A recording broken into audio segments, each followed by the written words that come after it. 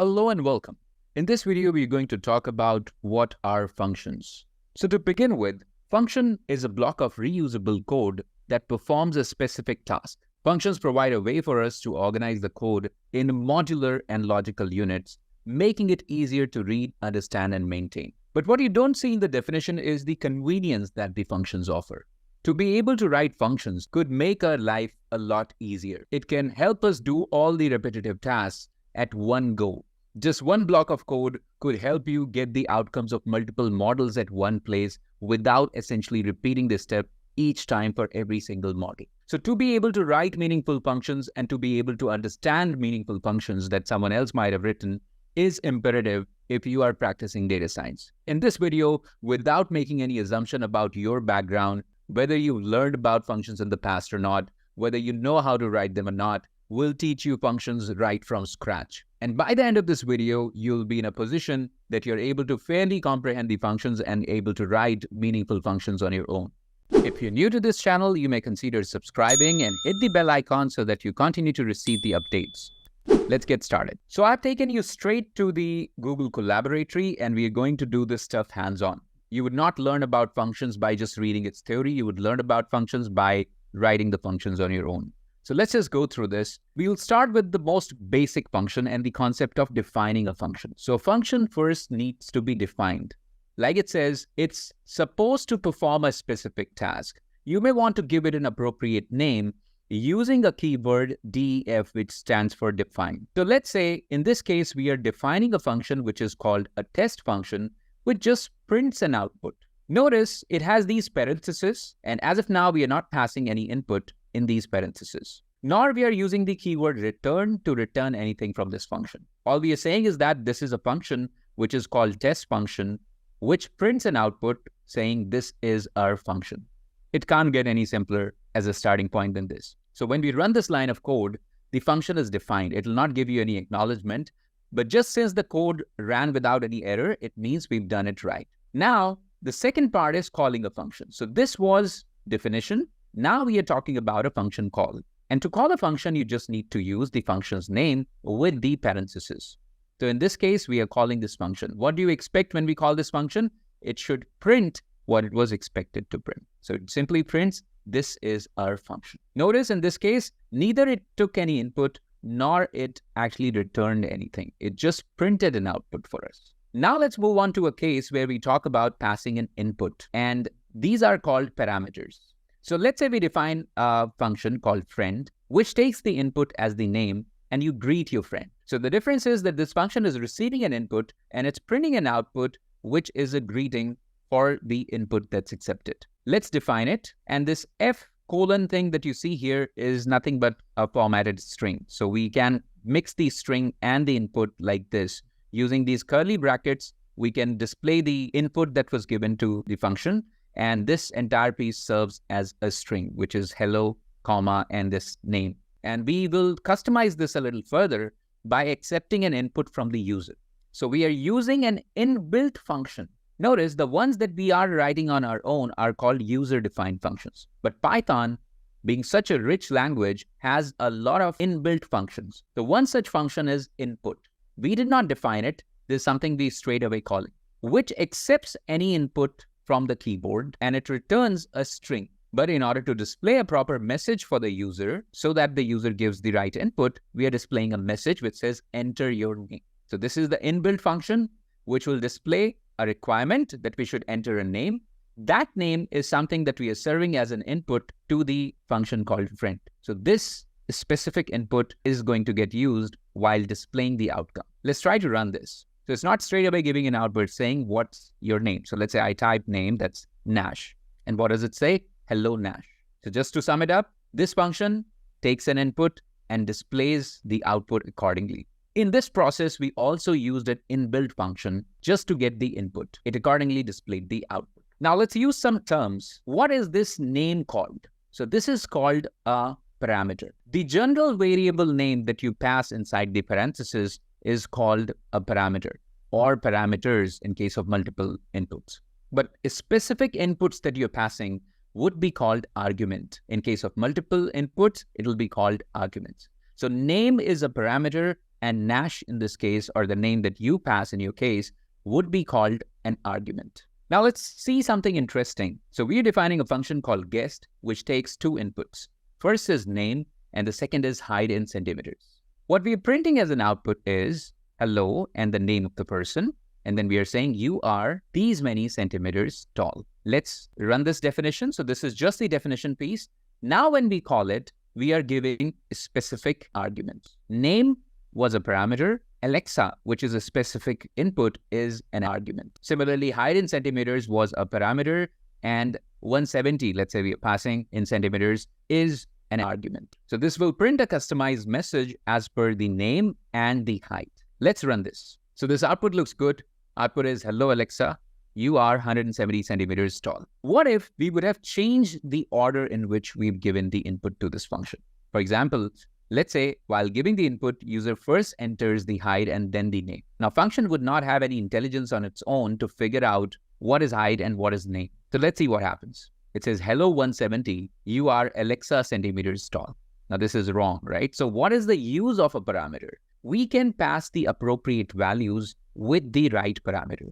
How to do that? Let's look at this. If we mention rightly that height in centimeters is 170 and name is Alex or Alexa, whichever way you want to pass it, it will display the right output. Why? Because when you hit this formatted string, it will catch the name from here, which will be Alexa, and it will catch the height from here, which will be 170. Now you see, even though we are not passing the input to the function in the order in which it was defined here, it will still be able to adjust while displaying the output because we have properly named the parameters. Let's run this. See, your message is appropriate now. Hello, Alexa, you are 170 centimeters tall. This makes sense. This did not. Let's say we are trying to perform a simple calculation. We are trying to add two numbers. Now, this time we are returning something. So far in all our examples that we saw, we were just printing an output, but we were not returning. We'll also see what is the difference between printing and returning. And these are the subtle differences which one should be definitely aware of.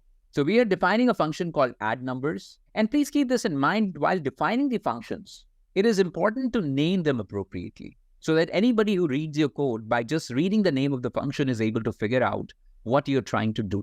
This is a very good programming practice. So we're defining a function which is called add numbers, which takes two inputs and adds them up and returns a result. Now, what is returning? We'll talk about it in some time. Let's say we take these inputs from the users. We are using this inbuilt function we used some time back, which is input, where we are printing a message for the user, enter first integer. Just to make it clear that we want integers and not floats or any other string, we are making it clear through the message. Enter the first integer, and then number two is enter the second integer. Now, input functions return a string in order to convert it to an integer because we are going to perform an arithmetic operation. We are typecasting it using a function called int. Now, this is again an inbuilt function which comes with Python. Just like input comes with Python, int also comes with Python. What does it do? When we enter an integer, input function is going to change it to a string, but this int is going to restore it back to an integer. And then finally, we are calling the function here, add numbers. This was the definition. This is the function call with the two inputs, and we are displaying an output. Notice this time the function is returning an output and not straight away printing it. We are printing the output in a separate statement with the complete information that sum of the first number and second number is this. Let's run this. It'll ask for the first number. Let's say we enter 2. It asks for the second number. Let's say we enter 10. So what do you expect? The sum of 2 and 10 is 12. That's what it displays. So it has returned an output. Now let's move on to using a loop inside a function. So you've studied different kind of loops and you've studied conditionals. We'll see how we can utilize these inside a function and make our functions more meaningful. So let's say we are writing a function which returns all odd numbers in a range. And then I'll show you a function that prints all odd numbers in a range. And that's where you'll get to know the difference between print and return. So just bear with me. The first function is called return all odds. We've made it clear with the name itself that this is going to return something. And we are giving a range of values, start and end. So it will take the first value and the last value. And within that range, it will give us all the odd values, preferably integers in this case, both inclusive. So we are creating an empty list, which is called an odd list or odds list. It's an empty list. Then we are running a loop. We are saying we'll go over the range of values that the user is going to give as an input. So start and end would be a range of values. Let's say somebody says from 1 to 10. So that's a range of values. We want to go over that range of values. Now, if you know Python, these functions like range, etc., do not include the upper value. If the condition is to include the upper value as well, we'll have to count +1. Otherwise, it's always the upper value -1 in most of the functions. So we are saying we'll go over each number in the range of these numbers. And then we are saying we will check if the number is not divisible by 2. Because if the number is divisible by 2, it will return a 0. This percentage symbol is the modular operator, which checks for the remainder. So if we put a number and divide it by 2, but the remainder is not 0, it simply suggests that the number is an odd number. And if so is the case, then we are appending that number to this odds list and returning an odds list. So in a way, we've used a for loop here and also a condition here, just a if condition. Let's run this. And now let's call the function. So this was the definition. We are now calling the function, giving 2 inputs. Let's say we are taking values from 2 to 10. So it should store all the values in the odds list, which are odd values between 2 to 10. It returns these values, 3, 5, 7, 9. Now let's say we store this outcome in a variable called y. The same outcome that you saw here, we are storing it in a variable y, and we are checking the type of y.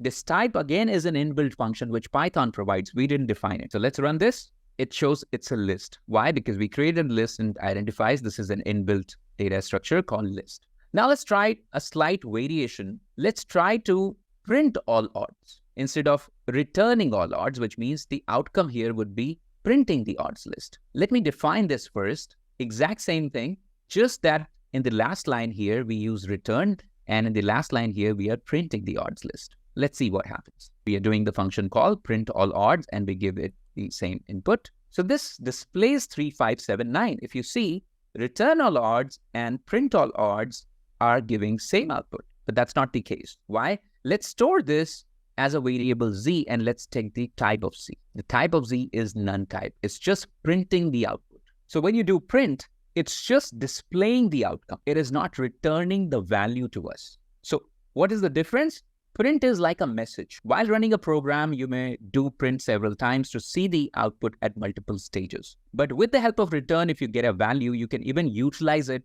for other calculations and other functions. Because we get a none type here, this is not something that we can utilize further. For example, through the return, if you get a list, and later on if you want to append something to it, you can do it because you have an actual object with you, which is a list. But through print, you don't have anything with you. You've just displayed a message. So you can't add anything to it. You can't make any changes to it. That's the difference between print and return. Now let's try to use if-else inside a function. So what we are trying to do here is we are taking 2 numbers from the users. We are taking the number as the first number and the second number. Again, input function would return a string. So we are typecasting it into an integer. And then we are just checking which number of the 2 is maximum or if they are equal. So what we are defining the function as find max of 2. See, the function name, like I said, has to be very clear, very simple. When you read the name of the function, you're clear that find max of 2. Okay, so you're trying to find the maximum of the 2. Okay, what are we doing here? We are taking 2 inputs, A and B. A is the first number, B is the second number. And then we are comparing. If A is greater than B, we are returning A. If A is less than B, and we are using elif here. If A is less than B, we are returning B. Now, the only possibility is that A is equal to B. And in that case, what we are saying is that A and B are equal. That is, you've entered the same number twice. This is the function definition. These are the inputs, and we are going to do a function call. Remember, A and B here are called parameters. When we pass a specific value, that will be called an argument, basic terms. Let's run this. So it's saying enter the first number. Let's say I write the first number as 10. Then it says enter the second number. If I enter a number smaller than 10, it should return 10 as the answer to me. So let's say I enter 4, it says 10. Let me run this again and try to give equal input. So let's say I give 5 as the input, and next time also I give 5 as the input. So where would it go in this condition thing? It will see that these 2 conditions are not satisfied. 5 is not greater than 5, 5 is not less than 5. It will hit this else, and then it's going to display this message that 5 and 5 are equal. That is, you've entered the same number twice. Let's run this. See, that's exactly the message that we got. Now let's move on to another basic function. Let's say we are defining a function which is just checking the age of the person.